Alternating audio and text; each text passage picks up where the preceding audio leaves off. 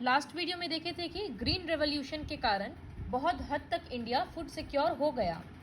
Green revolution के कारण उतने ही लैंड से प्रोडक्शन बढ़ गया ना, तो इसलिए फूड सिक्योरिटी हुआ है। लेकिन वही बात है कि किसी किसी स्टेट में हुआ और उस स्टेट के ट्राइबल लोगों को खाना नहीं मिल रहा, बहुत पुअर को अभी भी नहीं मिल रहा। तो food security in India green revolution के बाद से कंट्री में फेमिन वगैरह के जैसा कंडीशन तो नहीं हुआ। India has become self sufficient in food grains during the last 30 years, क्योंकि इतने तरह का टेक्नोलॉजी आ गया जिसके कारण लिमिटेड लैंड में फूड अच्छे से प्रोड्यूस किया जा रहा है। तो गवर्नमेंट जो स्टॉक मेंटेन करता है, दो चीज़ होता है जो गवर्नमेंट को ध्यान में रखना पड़ता है। एक होता है बफर स्टॉक और एक होता है पब्लिक डिस्ट्रीब्यूशन सिस्टम। तो बफर स्टॉक क्या है? ये जो FCI वाला बताए थे ना अभी कि FCI के गोडाउन्स में खाना स्टोर किया हुआ रहता है, उसी स्टॉक को बफर स्टॉक बोलते हैं। So what is buffer stock? It is the stock of food grains namely wheat and rice procured by the government. Government अपने अंडर में स्टोर करके रखता है। अब जैसे पंजाब, हरियाणा ये सब जगह है, वहाँ पर बहुत व्हीट का कल्टीवेशन है, तो वहाँ के फार्मर्स के पास जो एक्सेस व्हीट है, गवर्नमेंट उस पीरियड के पहले ही बोल देता है कि इतना रुपया केजी में व्हीट खरीदा जाएगा, जो भी फार्मर को बेचना है। तो जब हार्वेस्ट हो जाता है तो गवर्नमेंट उसी रेट में फार्मर लोग से व्हीट खरीद के रख लेता है। इसी तरह से राइस और अलग अलग ग्रेन्स खरीदता है जो मेन स्टेपल डाइट होता है। तो जो अनाउंस कर दिया जाता है पहले से प्राइस कि इतने दाम में खरीदेंगे, ताकि फार्मर लोग उतना ही रुपया कैलकुलेट करके खर्चा करेगा ना। तो प्री अनाउंस्ड प्राइस में गवर्नमेंट उन लोगों से खरीदता है। This price is called minimum support price. ये हर साल गवर्नमेंट अनाउंस करता है सीजन को देखते हुए, फार्मर लोग का नुकसान हो रहा है कि फ़ायदा हो रहा है, क्रॉप्स कम है कि बेसी है। जैसे हर चीज़ का दाम बदलता है वैसे इसका भी बढ़ता कमता है। परचेस्ड फूड ग्रेन्स को ग्रेनरीज में स्टोर किया जाता है और बाद में ये सब जहाँ पर डेफिसिट एरियाज है वहाँ पर डिस्ट्रीब्यूट कर दिया जाता है। डिस्ट्रीब्यूट करने के लिए जनरली जिस दाम में गवर्नमेंट खरीदा है ना, उससे कम में ही ज़्यादातर बेचता है। So this is done to distribute food grains in the deficit areas and among the poor strata of the society. तो गरीबों को बेच रहा है तो कम दाम में, चावल 3-4 रुपया केजी में बेच देता है, लेकिन इतना कम में तो खरीदता नहीं है। तो वही उस प्राइस को बोलते हैं इशू प्राइस। जिस प्राइस में गवर्नमेंट खरीद रहा है उसको MSP, और जिसमें गवर्नमेंट बेच रहा है गरीबों को उसको बोलते हैं इशू प्राइस। तो इससे जैसे कहीं फ्लड आ गया, कहीं कुछ आ गया, तो कैलामिटी के टाइम पे खाना का प्रॉब्लम नहीं होता है। Next, what is the public distribution system? तो जो कैलामिटी का बात अलग हो गया, अब नॉर्मली भी तो डेली बेसिस पे खाना बेचना पड़ेगा ना, वो ग्रेन्स को बेचना पड़ेगा। वही होता है public distribution system. Ration shops होता है और लोगों का राशन कार्ड होता है।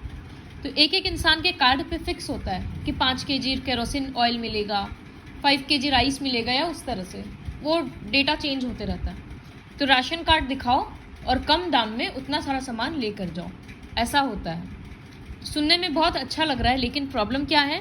राशन शॉप्स में लाइन बहुत लंबा होता है। दूसरा, राशन शॉप वाला लोग क्या करता है, दुकान लेट खोलता है।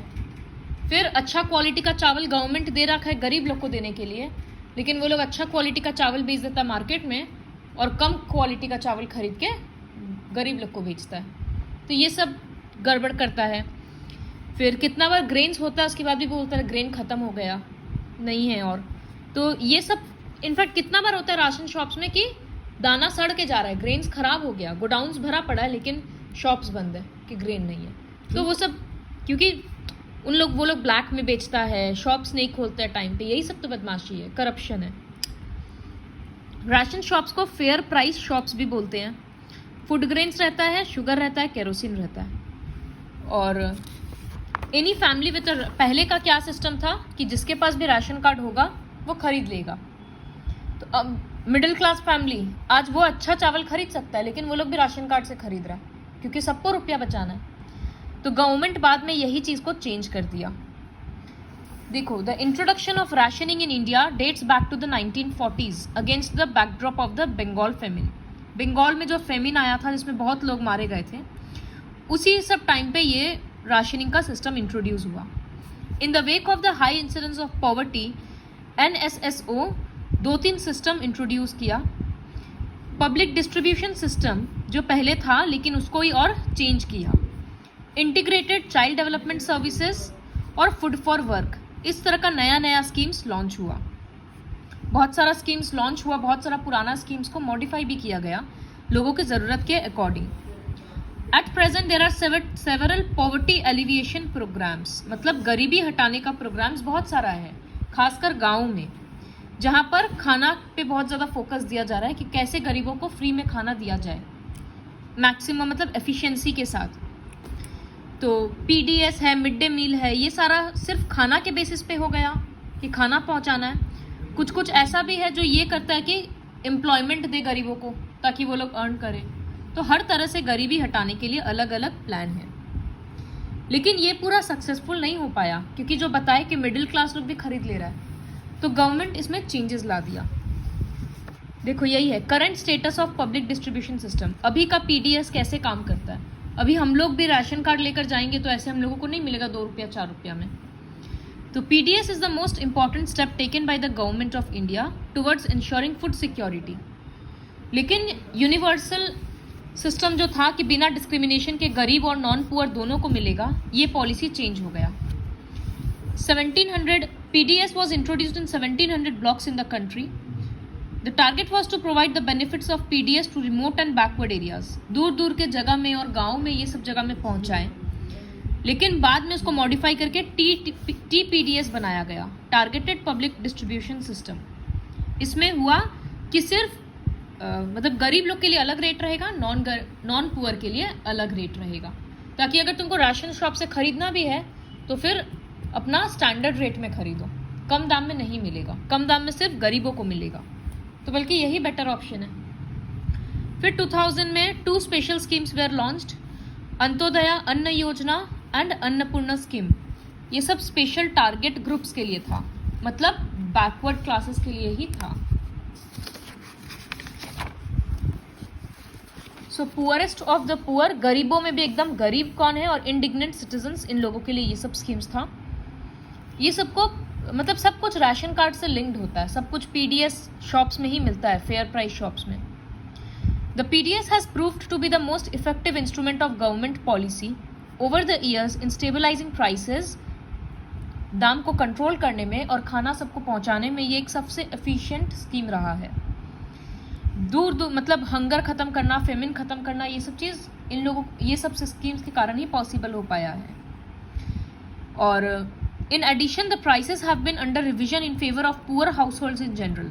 टाइम टू टाइम सर्वे किया जाता है और दाम वगैरह चेंज किया जाता है। The system including the minimum support price and procurement has contributed to an increase in food growing production and provided income security to farmers in certain regions. आज अगर सपोज हम कोई पुअर फार्मर है तो मेरा ग्रेन्स ऐसे कोई खरीद नहीं रहा, लेकिन जब गवर्नमेंट का MSP है तो हमको समझ आ रहा है ना कि हाँ मेरा ग्रेन्स कोई ना कोई तो गवर्नमेंट तो खरीद रहा है इतना मिनिमम रेट में, तो इससे फूड सिक्योरिटी, इससे इनकम सिक्योरिटी मिलता है। अगर आज हम 100-200 किलो कुछ प्रोड्यूस कर रहे हैं, हमको बेचने में प्रॉब्लम हो रहा है, तो हमको पता है कि गवर्नमेंट तो सरप्लस ग्रेन खरीदेगा और मिनिमम प्राइस भी पता है। नहीं तो बड़ा बड़ा फार्मर्स क्या करता है, नहीं बेचने देता है या कम दाम में ज़बरदस्ती खरीदता है, तो ये सब तो पता है कि नहीं होगा। तो इसलिए ये जो ग्रेन्स कलेक्ट कर लेता है गवर्नमेंट, ये बहुत अच्छा सिस्टम है। इससे PDS में भी इससे राशन शॉप्स में भी सफिशिएंट ग्रेन्स पहुंच रहा है, दूसरा फार्मर्स को इनकम सिक्योरिटी मिल रहा है। लेकिन बहुत क्रिटिसिज्म भी मिला है PDS को ऑन सेवरल ग्राउंड्स। क्या क्रिटिसिज्म मिला है? नेगेटिव रिमार्क्स कि ग्रेनरीज तो ओवरफ्लो हो रहा है, FCI का गोडाउन भरा हुआ है, लेकिन फिर भी लोग भूख से मर रहा है। ग्रेन सड़ जा रहा है, देखो रॉटिंग अवे एंड रैट्स वगैरह खा ले रहा है, लेकिन फिर भी लोगों को नहीं मिल रहा। और ये सब हकीकत में होता भी है, लेकिन उसमें सिर्फ गवर्नमेंट क्या करेगा, वो तो जो बीच में सारा मीडिएटर लोग है वो लोग का करप्शन की वजह से हो रहा है। In 2014, the stock of wheat and rice with FCI was 65.3 million tons. जो मिनिमम बफर नॉर्म्स जो गवर्नमेंट का सेट किया हुआ है कि मिनिमम इतना स्टॉक होना ही चाहिए, उससे बहुत ज़्यादा है। और ये सब चीज़ कंटिन्यूसली बढ़ते ही जा रहा है। लेकिन फिर इन सब का प्रॉब्लम भी है, ज़रूरत से ज़्यादा अगर स्टॉक हो जाएगा तो खाना का बर्बादी हो रहा है, ट्रांसपोर्टेशन का प्रॉब्लम हो रहा है, गवर्नमेंट का रुपया फंस जा रहा है, फालतू में इसको खरीदना ही पड़ रहा है, ग्रेन्स का क्वालिटी खराब हो जा रहा है ज़रूरत से ज़्यादा पुराना होने के कारण। तो इस वजह से इफेक्टिव पीडीएस सिस्टम बहुत, हाँ ऐसे कैसे खाली गरीब लोग में बांट दो, गवर्नमेंट इतना भी तो गवर्नमेंट का लॉस नहीं हो रहा, फ्री में साथ में बांटेगा तो टैक्स लेता है, तो टैक्स यही सब चीज के लिए तो ले रहा है कि बाकी में खर्चा करना है, तो खर्चा देखो तो रुपए ले रहा है लोग से, दीदी गरीबों से तो नहीं ले रहा ना, एक रेशियो देखकर वो खर्चा करेगा और सब कुछ करेगा ना। ये तो इंपोर्ट कर दे, ऐसे पुअर क्वालिटी का ग्रेन इंपोर्ट नहीं एक्सपोर्ट, एक तो हाँ एक्सपोर्ट, तो ऐसे पुअर क्वालिटी का ग्रेन थोड़ी एक्सपोर्ट कर देगा। पुअर क्वालिटी जब देख रहे कि अगर ज्यादा ओवरफ्लो ही हो चुका है तब ट्राई करे कि एक्सपोर्ट कर दे। तो यही सब चीज तो है ना कि गवर्नमेंट का काम है, गवर्नमेंट वर्कर्स लोग इतना नहीं ना एक्टिवली सब कुछ रिपोर्ट कर रहा है, जब ग्रेन सड़ के चला ही जा रहा है तब वो लोग रिपोर्ट कर रहा है कि ग्रेन्स खराब हो रहा है, ये सब चीज अगर टाइमली एक्शन लेगा तो कंट्री में तो इतने भूखे लोग हैं, दूसरे को क्यों भेजेंगे, अपना ही कंट्री का अभी तक पूरा हंगर नहीं सॉल्व हुआ है। तो यही तो बात है कि यहाँ पर स्टॉक ओवरफ्लो हो रहा है लेकिन गरीबों को खाना नहीं मिल रहा, तो वो लोग को डांटे कि मतलब डांटने से मतलब वो ले कुछ एक्शन ले, रिपोर्ट नहीं कर पाएगा गरीब, तुम सोच रहा है कि गरीब का कोई सुनेगा, यही तो बात है कि वो लोग किसके पास जाएगा कंप्लेन करने, गवर्नमेंट के पास जाएगा। इतना सिंपल नहीं होता है जितना बुक्स में हम लोग पढ़ रहे हैं, PIL फाइल करेगा गवर्नमेंट के पास जाएगा, कोई सिंपल नहीं होता है। इतना तो मूवीज में भी दिखाता है ना कि गरीब सही भी है तो उसका बात को दबा दिया जाता है, इसीलिए क्योंकि उनके पास नॉलेज नहीं होता हर चीज का, तो उल्टा सीधा बात करके उनको भगा दिया जाता है। देखो यही सब चीज़ है मीडिया का रोल। अब मीडिया में जब अभी जैसे लॉकडाउन में भी हुआ कि बहुत सारा राशन शॉप्स का हकीकत दिखाया तो फिर गवर्नमेंट वहाँ एक्शन लिया ना, तो वही चीज़ है मीडिया का रोल। सब कुछ देखो कितना इंटरकनेक्टेड होता है डेमोक्रेसी में। फिर freezing of MSP for a few years should be considered seriously, कि एक बार मतलब खरीदना दाम एकदम फिक्स कर दो या फिर खरीदने का क्वांटिटी मिनिमम रखो ताकि ग्रेन्स का स्टॉक कमे। The increased food grains procurement at enhanced MSP is the result of the pressure exerted by leading producing food grain states. Basically क्या बोल रहा है, सपोज पंजाब के हम CM हैं तो हम क्या चाहेंगे कि हमको पता है मेरे स्टेट में बहुत फूड प्रोडक्शन है, तो हम चाहेंगे ना कि सेंट्रल गवर्नमेंट और ज़्यादा दाम में खरीदे ताकि मेरे फार्मर लोग को फ़ायदा हो।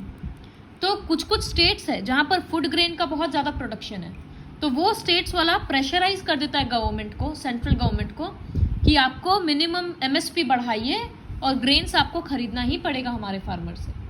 तो ऐसा बहुत सारा स्टेट्स है, उन लोगों को तो फ़ायदा हो जाता है, लेकिन बहुत सारा स्टेट्स है जहाँ पर एग्रीकल्चर मेन ऑक्यूपेशन नहीं है तो वहाँ पर लोगों को लॉस होता है। तो ये एक डिफ्रेंसिएशन हो जाता है। The intensive utilisation of water, फिर क्या करता है, सब दाम बेचने के चक्कर में ज़रूरत से ज़्यादा ग्रो किए जा रहा है, तो वाटर और नेचुरल रिसोर्सेज तो ज़रूरत से ज़्यादा यूज़ हो रहा है ना। सब लोग, गवर्नमेंट क्या कलेक्ट कर रहा है, लोगों से वीट और राइस ये सब कलेक्ट कर रहा है, तो सारा फार्मर दूसरा क्रॉप छोड़ देता है और राइस और वीट के कल्टीवेशन में लग गया, तो राइस में कितना ज़्यादा पानी चाहिए होता है, तो आज वो दूसरा क्रॉप ग्रो कर सकता था लेकिन उसको पता है इतना झंझट में कौन पड़ेगा, यहाँ तो राइस गवर्नमेंट ऐसे ही खरीद रहा है, तो इसलिए वो लोग ये सब चीज़ के कल्टीवेशन में लग जाता है जिससे वाटर लेवल कम रहा है, और तो ये सस्टेनेबल डेवलपमेंट नहीं हो पा रहा है। तो ये सब ड्रॉबैक्स है जिस पे गवर्नमेंट को सीरियस एक्शन लेना होगा। As per the NSSO report number 558, in rural India the person per month has declined from 6.38 kg to this, मतलब कंजम्पशन ऑफ राइस कम रहा है, वो सब चीज़ दिखाया गया है। PDS डीलर वगैरह लोग, ये जो हम तुम लोगों को बताए थे, ओपन मार्केट में बेच देता है ताकि ज़्यादा रुपया मिले, गरीब लोग को बोल देता दाना खत्म हो गया और ओपन मार्केट में बेच दे रहा है। पुअर क्वालिटी का ग्रेन्स बेच रहा है, दुकान ठीक से नहीं खोलता है, ये सारा प्रॉब्लम्स है। अनसोल्ड स्टॉक्स पड़ा रहेगा लेकिन वो लोग बेचता नहीं है। When ration shops are unable to sell, तो गवर्नमेंट के पास क्या होता है, स्टॉक बढ़ते जा रहा है, तो FCI का गोडाउन्स बढ़ते जा रहा है। अर्लियर पहले क्या था राशन सिस्टम में, पहले क्या था कि गरीब और नॉन पुअर दोनों को फिक्स्ड कोटा मिल जाता था, सब कम दाम में खरीदता था, तो सब क्या चाहता था, हम लोग राशन शॉप से खरीदें। लेकिन अब क्या हो गया है, जो दाम इतना बढ़ाते जा रहा है नॉन पुअर के लिए, तो अब नॉन पुअर इंसान या middle class family ration shop में क्यों इतना लंबा लाइन लगा के खड़ा रहेगा, जब उसको दाम का कोई फ़र्क ही नहीं पड़ रहा तो वो दूसरे सुपरमार्केट से खरीदेगा, जहाँ से भी खरीदेगा। तो इसलिए राशन शॉप्स का सेल भी कम हो गया। ये सारा भी फैक्टर्स है कि खाली मार्केट में तो गवर्नमेंट ही प्रोवाइड करता है। अच्छा लो इनकम वाला लोग तो खरीद रहा है, लेकिन मिडिल क्लास और हाई इनकम वाला लोग अब राशन शॉप से नहीं खरीद रहा क्योंकि उनको कोई फ़ायदा नहीं हो रहा है। Role of cooperatives in food security. जिस तरह से अमूल कोऑपरेटिव व्हाइट रेवोल्यूशन में रोल प्ले किया, तो उसी तरह से फूड सिक्योरिटी में भी कोऑपरेटिव्स का इंपॉर्टेंट रोल है।